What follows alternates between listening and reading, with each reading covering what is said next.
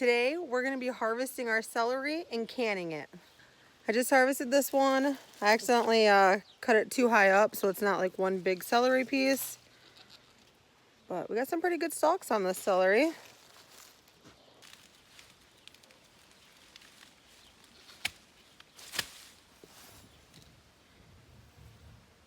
So here's where our celery is in the garden. The garden's weedy. Again, it's always weedy. But we did not grow very much celery this year. We still had frozen celery left over and canned celery left over. So we decided not to do a very big patch. Some of these, like 2 or 3, aren't very big yet.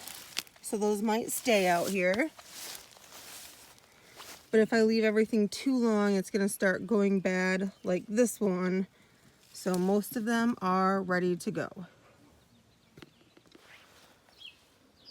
So here's what the celery patch looks like after. And then I think I left 7 plants in here. They just weren't like big enough to take, and then we can still use them for fresh eating. And then I have this bushel basket over here, and I think I harvested 7 plants.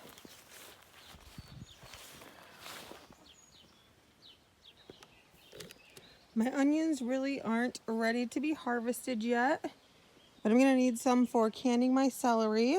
So I'm gonna go through here and pick some onions. So this onion's already bent over. It's not going to grow anymore. It's going to start drying out. So I'm gonna take this one.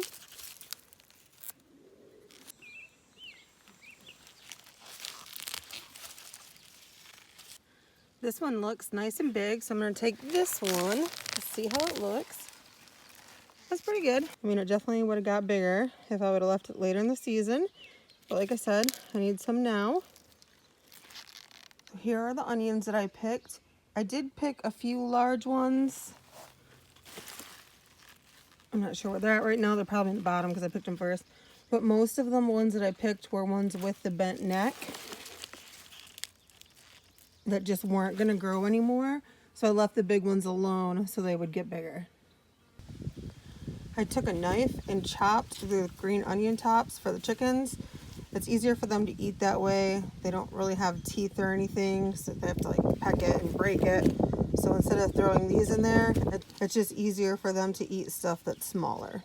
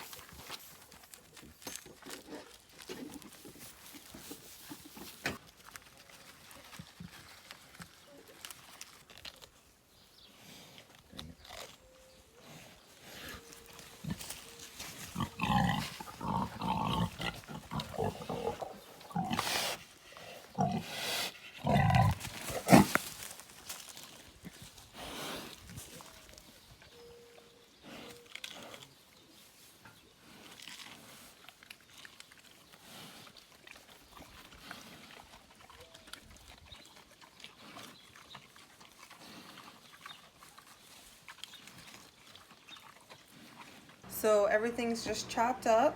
Last year when I did this, I did a half onion, half celery, and just packed my jars that way. This year I'm gonna mix it all up because the ratio is different, and I have the garlic scapes, so that way everything's just mixed evenly throughout. I'm gonna try to use this big roaster pan, oh shoot, and see how that goes. This might not even be good enough.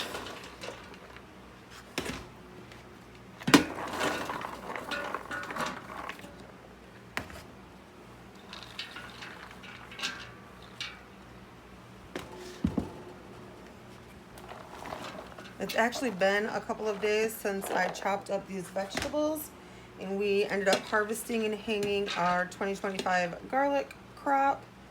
And I didn't want to just put water in this when I can it. So we had some chickens that we needed to butcher.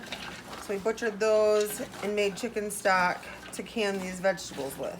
And this is definitely not a big enough container.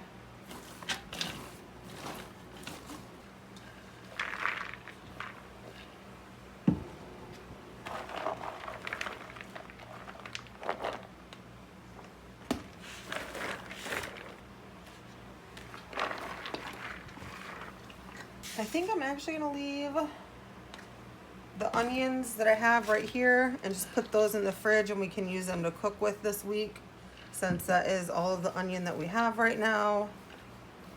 And then I'm gonna save some of these garlic scapes to do the same with. So next I'm just putting it in the jars. I have this funnel on top so it doesn't fall out. You could use a scooper or a spoon to do this. My hands are clean. They've pretty much been in water the last 3 days, canning and cleaning and butchering and doing all kinds of stuff. So I think that's a little full. I'm gonna dump a little bit out. So here's that. I'm gonna leave this much headspace, I don't know, inch, whatever, from the neck to the top. I'm gonna do that with every single jar. We like to use these if we're gonna make a soup. We can dump this in, have like the base. We put it in pot roast. We like it in stews. One time we even made like a chicken salad with it, where we strained the juice out of the celery and the onions and then used that in our chicken salad for like chicken salad sandwiches. I'm sure there's a lot of ways this could be used. I don't really prefer our celery frozen. Like, I'll still freeze some this year, but after canning it last year, I like celery canned. I'm not really a big fan of celery anyways, and I prefer it this way than fresh or frozen. So this is canning salt. I'm just gonna put a half a teaspoon in each of these jars. We purposely didn't put any salt in our chicken stock when we made it, so we could just put the salt in the jars like this. So I have the 20 jars full. They all have salt in them. And then that is how much was left. So this I'm just gonna put in our fridge. If we don't use it this week in recipes, I will put it in our scrap bag in the freezer for stocks in the future. Here is our homemade chicken stock from chickens from our place. And then I'm just gonna fill up the jars with that. You can use water. I didn't want to. I wanted to have this already be like a base for a lot of things, so I really wanted it to be flavorful.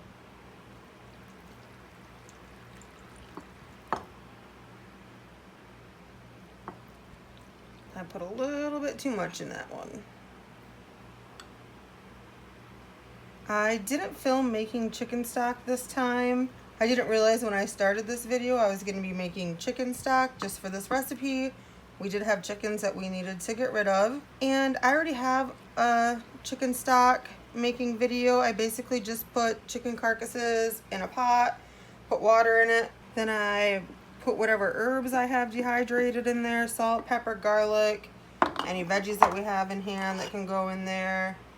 I save veggie scraps and put them in a bag in my freezer. I'll throw that in there, however you want. But I do have a video on that already, so I didn't do that today. So now that I'm done with the chicken stock, I have a pot here, and it has hot water and vinegar in it, and then it does have my lids in it also. I like to do my lids in hot water. You do not have to. And then I dip my paper towel in, wipe the rim, make sure I get a nice seal, grab a lid, put a ring on it. I have been reusing my lids. I do not feel comfortable with that for a long time. If you don't feel comfortable with it, don't do it. I've done it a couple times now. I've had good success with it, so I'm gonna keep doing it for now. The recommendation is that you get a new lid every single time, and I just started this year, after like 8 or 9 years of canning, reusing my lids. I'm just gonna finish this with all of the jars. And these are gonna go in the pressure canner, of course. Add 11 pounds of pressure. And I think it's for 25 minutes, but I have canned a few things today, so I'm gonna double check before I actually put them in the canner. If it's not 25 minutes, I will let you guys know. So it is all done canning. Some of it did shrink a little bit.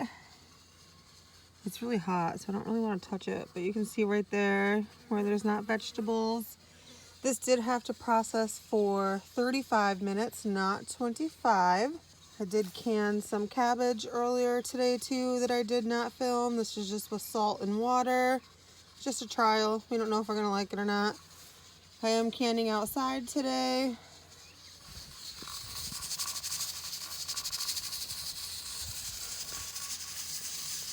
I have my camp chef running with my 2 pressure canners on it.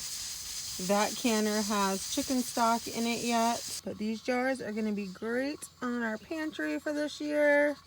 This is the only batch of them I'm doing. We will see if I need to do more next year.